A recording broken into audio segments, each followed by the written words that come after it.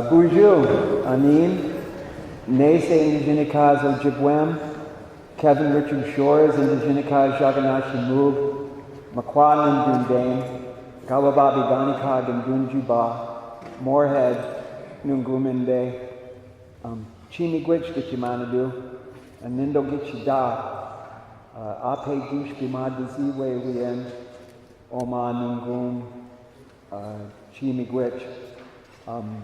Hello and hi. And thank you all for coming today. I used my Native American upbringing introduction in reverence to my ancestry. I am pigmentally challenged. However, I am a card holder. I have my pedigree, I have my numbers, and I have my reservations. And I wasn't asked to be brought into this existence. And when I was born, they called me Kevin Richard Shores, and like Pavlov's dog, I jumped at the bell. And as I was raised in this cultural diversity of two worlds, of being Native American and also from the dominant society, English or British. And the dichotomy was just so prevalent. But now, as I claim to be an Anishinaabe and NeSe, the French called us Ojibwe, the English called us Chippewa. I come from the White Earth Reservation, where the land is white, or the clay is white. I choose to be called NeSe in reverence to that. And thank you again for being here. At the age of 17, I asked my father if he would sign a waiver so I could join the military, because I was taught about a warrior society, or to be a warrior, to be Native American, plus my family was in the military. And so I joined the United States Navy at the age of 17. Where I was on board a ship. I was a radioman, had a high clearance level. Went to the Persian Gulf. And at the Persian Gulf, I witnessed things that devastated my world, because we were told we were there to liberate Kuwaiti. And yet we were liberating George Bush oil tankers through the Straits of Hormuz.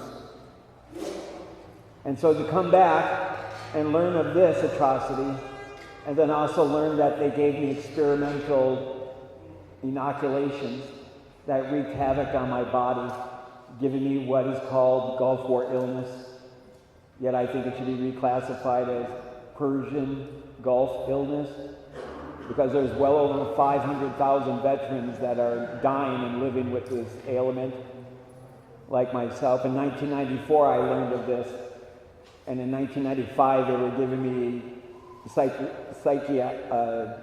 psyche valve, saying I was crazy to think such a thing. 2008, the Department of Defense said that yes, there is a Gulf War illness, but no one has been labeled or been classified as that up to this day.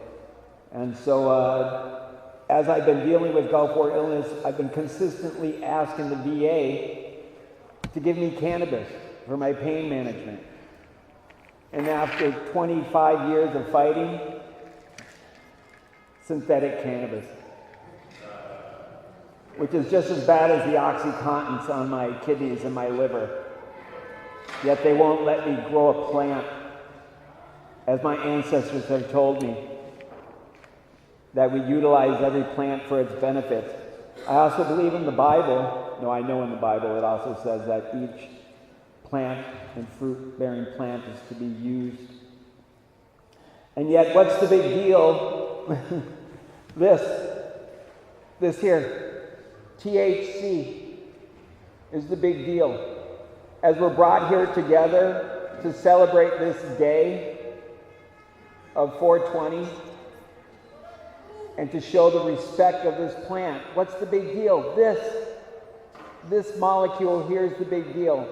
where the dominant society has taken a beautiful plant, cannabis, and they're ripping it apart, and they're calling it marijuana, and they're calling it hemp. But it's cannabis. Multitudes of strains of cannabis, sativa, indica, 300 different strains. And just like Carver and tomatoes and peanuts, we can cross-pollinate them. So get ready for the marijuana hemp wars, people. And as we ask for them to give us our medicine, and we keep saying, give us our medicine, give us our medicine, cannabis is our medicine. And we paint ourselves into a corner, and they say, oh, really? Cannabis is medicine? And we're like, yes, it's medicine. And they say, well, you know, only doctors can prescribe medicine. But I say cannabis is health maintenance. Health maintenance. It's not medicine. If there's a word that I will use for the cannabis plant, it's mushkiki, which is an Ojibwe or Anishinaabe word that use something that you use with your existence to benefit yourself. Sounds a lot better than the word medicine. You need moccasins, not medicine. But I asked my elders, because in my existence I have consistently asked and used cannabis. At the age of 12 was the first time I used cannabis. And like the time when I learned that there was no such thing as Santa Claus, sorry children, I can't see, I should have looked first. But they lied to me. They lied to me and they said cannabis is the devil's weed. Cannabis is the gateway drug. Not alcohol, but cannabis is the gateway drug. And they lied to me. And I've been using it for a long, long time. I've survived 49 winters now. And I realized that in my quest for the truth, the only truth I've realized is that they haven't told us the truth. And yet we're all questing and just striving to find that truth. That this is not a big deal. It's an incredible thing. In our pineal gland, we have receptors asking for this. And truth be told, whether or not cannabis has a high rate of THC or a low rate, if you want to get the cannabinoids out of it, you can get them from both marijuana or hemp, but it's still just cannabis. But I wanted to say I'm sorry. And a lot of times they say you shouldn't apologize. And if I run over, please just tell me to be quiet because I'll ramble on. And I didn't time this. But I'm sorry because in my existence, I haven't made the right choices. I haven't made the right choices for all of us here, all of our relations. And I'm sorry. But I'm making choices now. I'm trying to make positive choices, like being here today and asking Gitchimanidu or the Creator or God or Allah or Buddha or whatever you wish to call it. Asking it to be here through me to you, all of us here, together, symbiotically. And this is one of the biggest lessons. When I ask my ancestors and my elders, what about cannabis? Is it right? Is it wrong? And I get the same response. Everything has energy, essence, or spirit. And if you use that spirit internally or externally, if you use it in a respectful manner, it will work in harmony with you, in a symbiotic relationship. But if you disrespect that spirit, it will consume you from the inside.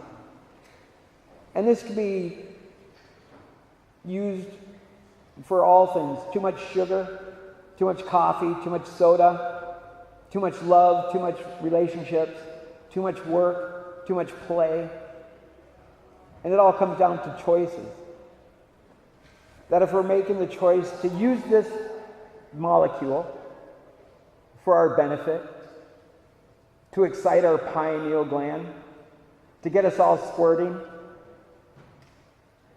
Because when you giggle, when you laugh, when you smile at somebody, you secrete those giggle juices from your pineal glands. Glasses, I guess I'm thinking about seeing with your third eye. So as you squeegee your third eye, and if you choose to excite your pineal with the use of cannabis, please remember to make the choice to do it in a respectful manner, to look at everything in a respectful way. And if you're able to sprinkle a little bit of love on top of that respect, and then the more power to you. And right now on the reservation, we're having a lot of challenges. On my reservation alone, in the last 3 months, 8 deaths from overdose of heroin. Crystal meth is rampant. Alcoholism is rampant. I don't think I really need to inform you guys of the atrocities of the reservations, where they claim we're supposed to be a sovereign entity, yet we're still considered ward of the dominant societies. That we can't open our own businesses without it being under the business of the Reservation Tribal Council, which is a business under the federal government. So we aren't our own entity, but we're trying to. According to the laws, since the reservation was created in 1867, when they started moving us all there, cannabis was legal to use, and it wasn't until the 20s that the demon weed became illegal. But that wasn't our laws on the reservation. So by law, technically, we've been able to use cannabis the entire time, which as Anishinaabe, which we are all Anishinaabe. Anishinaabe means from when the spirit was lowered to the earth, and we are all spirit. All of you are miracles, spirits in my darkness. Yet we get lied to by our eyes. We forget that we're miracles. So all of us miracles, all of us Anishinaabe, when we make the choices to live in respect by using a molecule in a symbiotic relationship with our surroundings, we make that choice hopefully for the betterment of us all. And so trying to create the cannabis REZ solution, because I believe, talking to the choir, that cannabis will save this planet.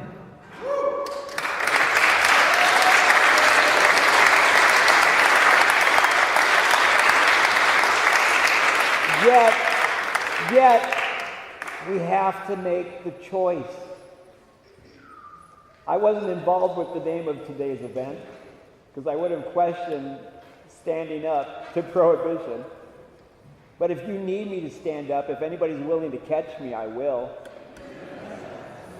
In 2000, I rode my wheelchair across the state of Minnesota on Highway 10, 270 miles, 11 days, 3.4 miles an hour, 18 hours a day in my chair, to bring about awareness of Gulf War illness.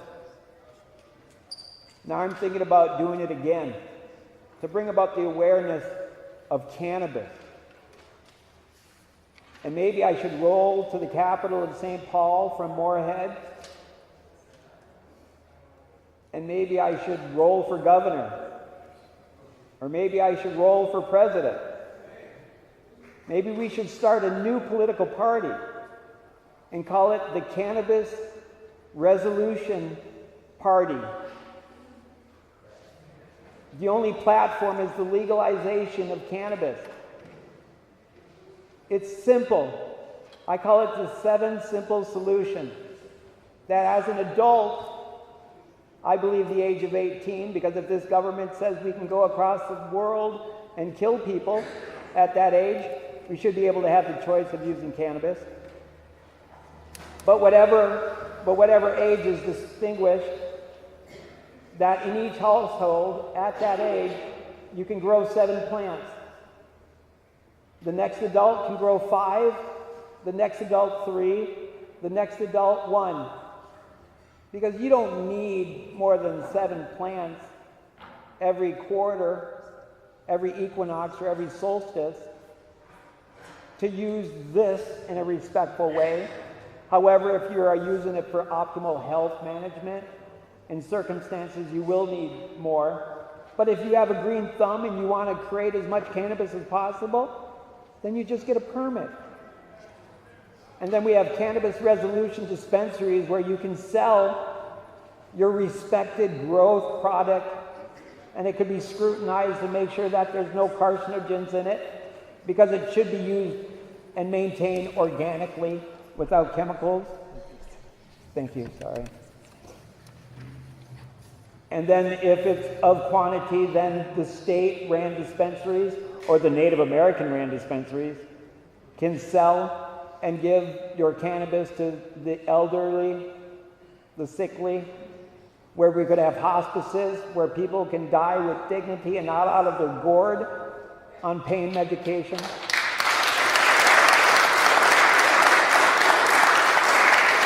Where I don't have to worry every month about taking blood tests to make sure my kidneys and my liver isn't failing on me, so that we can educate each other. And we need to pull the weeds of ignorance, and we need to plant the seeds of truth, and we need to harvest our future, because we are the miracles. So please, to God, make those choices to be the miracle, to remember we are the miracle. And through the enlightenment of this element, we can learn that and remember that. So go out there and be respectful and let your voices be heard. Make your voices, lift them up and yell them out, because we need to make that choice. Because at the pace we're moving at now isn't quick enough for me, and I don't want to run anybody over. So I'm willing to stand up with you if you're willing to stand up with me and help make the right choice. Miigwech, ape gish b'madazi we'wien. Thank you very much. Have a beautiful day.